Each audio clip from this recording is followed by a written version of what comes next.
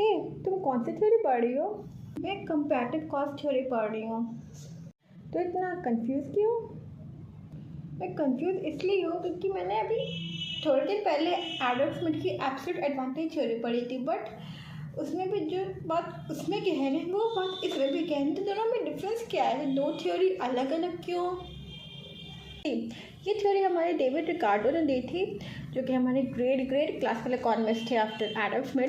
सो इस थ्योरी में उन्होंने क्या बताया था कि जो कंट्री है वो कंट्री अपनी वो कमोडिटीज एक्सपोर्ट करेगी जिसमें उसकी कॉस्ट ऑफ प्रोडक्शन लेस हो, लेकिन सेम चीज़ एब्सोल्यूट एडवांटेज में भी थी।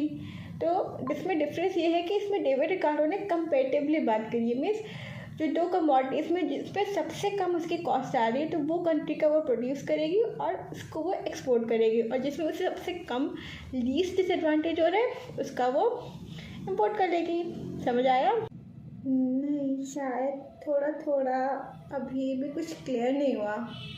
Now have a look on the screen. So David Ricardo ने क्या बोला है कि कंट्री वो कमोडिटीज अपने एक्सपोर्ट करेगी जिसमें उसका cost of production comparatively less हो।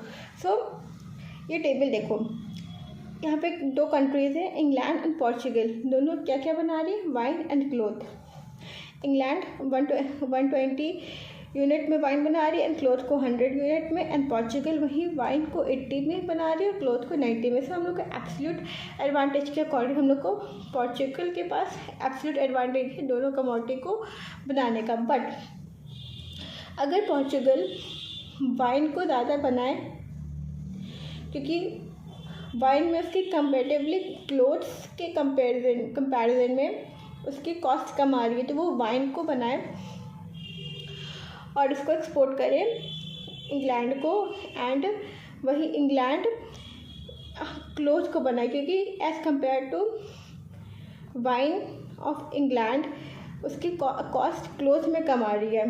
तो इंग्लैंड क्लोथ को प्रोड्यूस करे तो वो अपना क्लोथ एक्सपोर्ट कर सकती है पोर्चुगल को, एंड पोर्चुगल एक्सपोर्ट कर सकते हैं अपने वाइन इंग्लैंड को। Okay, now I am getting it. So अब इसका देख लो कर्व कैसा बनेगा। So again have a look on screen. So जो हमारी पीएल वाली लाइन है वो पीपीसी है पोर्चुगल की, एंड जो ओपी वाली लाइन है वो जो ईजी वाली लाइन है, एज यू कैन सी, वो पीपीसी है किसकी? इंग्लैंड की। एंड एक्स एक्सिस पे हम लोग ने वाइन को लिया है एंड वाई एक्सिस पे हम लोग ने क्लोथ को लिया है। ना OL लेवल तक तो वाइन प्रोड्यूस कर रही है कौन? पोर्चुगल, एंड OP लेवल तक क्लोथ प्रोड्यूस हो रहा है कौन कर रहा है? इंग्लैंड। सो एंड जो ER वाली जो डॉटेड लाइन दिख रही है वो हमारे पैरेलल है PL लाइन से, मीन पोर्चुगल के PPC से। सो ये OE लेवल तक ये इंग्लैंड जो पोर्चुगल है वो क्लोथ प्रोड्यूस कर सकती है, बट वो नहीं करेगी क्योंकि वो इतना रिसोर्सेज गिव अप कर देगी, छोड़ देगी, और उस रिसोर्सेज को वो वाइन बनाने में लगा लेगी, क्योंकि वो OG से ज़्यादा है। और EG वाली तो OG वाली तो हमारे इंग्लैंड प्रोड्यूस कर रही है क्लोथ, वो ऑलरेडी वो हमें दे देगी, मीन्स उसको पोर्चुगल को। सो